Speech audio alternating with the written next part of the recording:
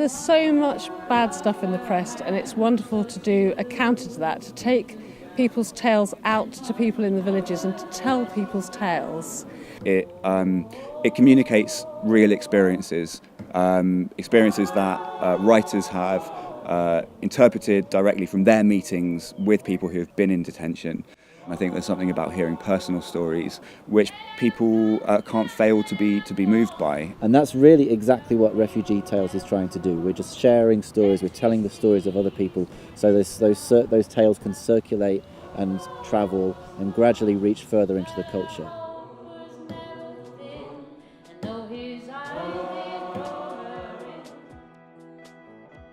That by the oldest action, which is listening to tales that other people tell, of others, told by others, we set out to make a language that opens politics, establishes belonging, where a person dwells.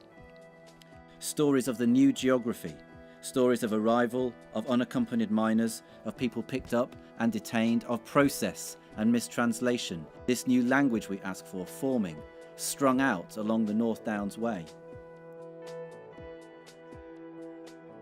I was living in Scotland for nearly 30 years, and they said they wanted to talk to me, and that's the UK border, and they placed me under arrest.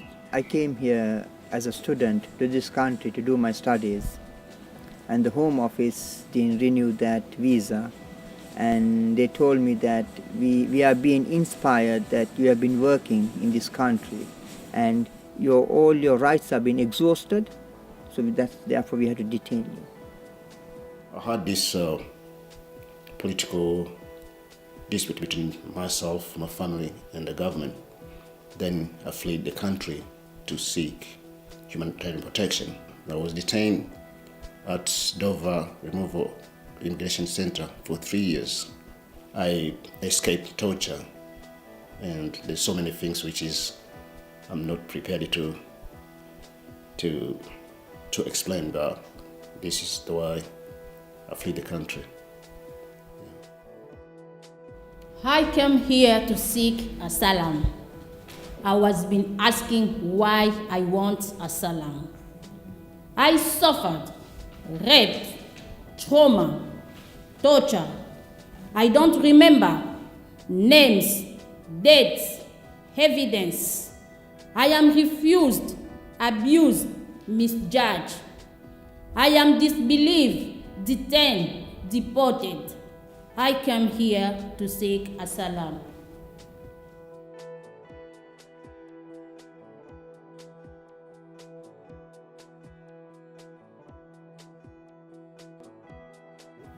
A very typical account in the refugees' tales that we're telling is that a person will be picked up and detained for no obvious reason to themselves. So they will have been an asylum seeker. They'll have been here for a number of years. They'll have been reporting.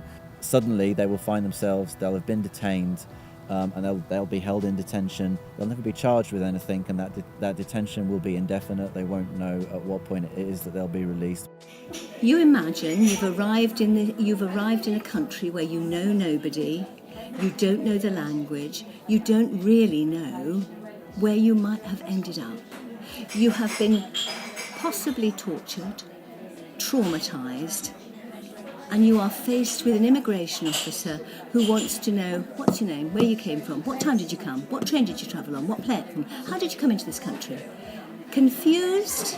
You'd be utterly confused. And for some people who have never ever committed a crime, who've never been in prison, who've never been locked up, just the mere fact of being taken off the street in the clothes you stand in and put into this place is just horrendous, and they can't understand why they're there. Tribunals where the unsaid goes unspoken, lines of questioning no official has written down, people present by video, answers mistranslated, as outside by the station at the dead of morning, as the young sun rises, woken in their homes, people are picked up and detained. It's the only country within Europe that they don't have any time limit in migration removal center for migrants. You don't know when are you going to come out. Here I see that there are people for 30 months, 33 months, 18 months, 2 years. And I find it quite hard to believe that somebody can be locked up for all this amount of time, never committed any crime. Some detainees, they cannot read the letters and they cannot understand what the Home Office writes to them. There was many incidents that they said that, oh, see, the monthly statement is given, I have not done these type of things. And see the wrong allegation that they are putting, where I have not done these things. Many people in detention, they are not criminals. They are not criminals. But we are being branded as criminals. That's what it hurts a lot. It was 1 week before Christmas. I remember asking myself, what is happening? No one told me anything. I remember feeling scared and uncertain. I remember my roommate shouting and screaming, "Help! Help! Help me!" At that moment, I remember asking myself what could be my chance of escaping. I remember the day they take me to detention. I was in my bed crying for my family. I remember eating uncooked food daily, and no one believed me when I was sick. I remember thinking, this is it.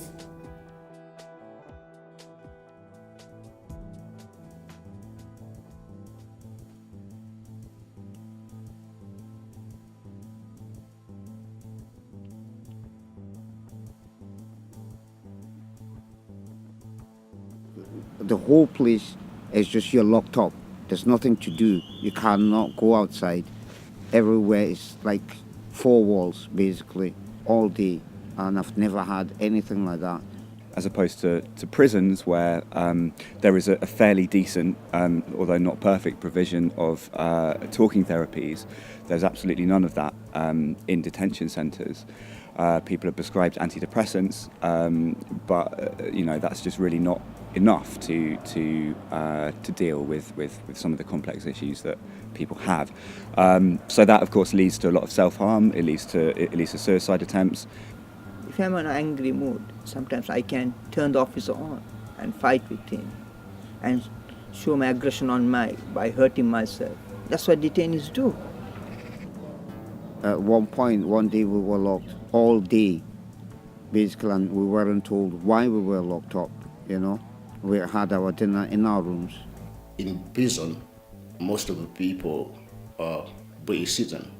They know their rights. But in detention center, people, they don't know anything. They haven't got a clue. I remember the detention building, staring at the 4 walls.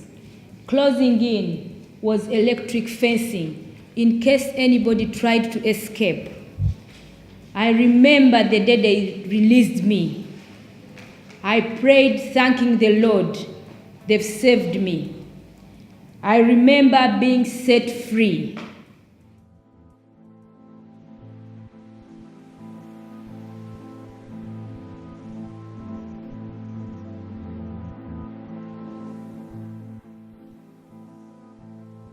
Now it's about 2 years and a half since I was released, since I've been released, and I'm not allowed to work at the moment. I'm not allowed to work. They're allowed a very meagre allowance when they leave. They're housed in what's called Section 4 accommodation. They get paid, in central London, they get paid a payment or an allowance of £35 a week, which is, let's think about that. That's £7 a day to live on. It's a very important feature of that payment that it's only made in vouchers. It's not made in cash. All the skills that I've got has been put to waste. I'm wasting my time, which I could be generating tax for the government, and plus I could be providing for my grandkids. Now I can't provide because I'm not allowed to work until my case is resolved. Wastage of time, wastage of money, and also wastage of skills for myself. I feel like suspended on the air. You can't touch anything in this country, in this situation. you can't pick anything up because you are not defined or you are not recognized by any authority. You don't have a future. You don't. You want to be hopeful, but they just want you. They just want to make you hopeless. That's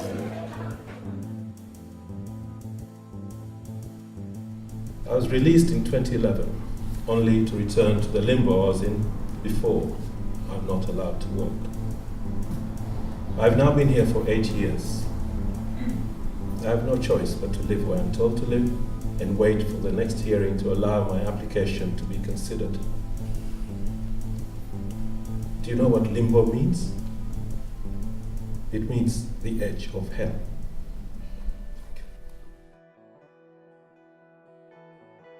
I'm so angry and ashamed at the way in which we, in our society and in our system, treat immigration detainees. I think we have seen over the past few years a hardening of attitudes towards immigrants in Britain, and whether it's politicians meeting citizens' views or whether it's politicians stoking citizens' views is hard to tell, but I think it doesn't seem to fit with humane British values as far as I can see. It's very ironic because, of course, the thing that people love about our country and our capital city is the fantastic diversity developed and grown by migration. It affects our music, our design, our clothes, our food, everything in our lives in this country is enriched because of the diversity. And my hope might be that people will look at refugees and asylum seekers differently, that they'll think, well, they're just like me, this could be me. Refugees and people who come bring a creativity, a wish to succeed, a desire to be part of, and do as well as possible, and they want their children to do as well as possible. We have some of our most successful people creatively, in industry, in academia, are people who are refugees themselves or the children of refugees. And I think we could be in a lot of trouble if we had no migration, because there's lots and lots of skills that come into this country. Of course, this whole situation of refugees, asylum seekers, people in danger is not new to Europe. It's just that memory is short. This project is really important in that sense, where you have to say, okay, enough. This is happening. This is at your door. This is at your doorstep. You cannot pretend you're blind. We need to help, and we need to help now. And all the introduction can do is set the tone, albeit the tone is everything. And the tone is welcoming, and the tone is celebratory, and the tone is courteous, and the tone is real. And every step sets out a demand, and every demand is urgent. And what we call for is an end to this inhuman discourse. It is the first time I'm doing this type of work, and I enjoyed meeting new friends and having good conversation. Walking in solidarity with refugees and detainees has given me that positive feeling about moving along, listening to stories, learning more, seeing the places that have been important and sacred to people through centuries.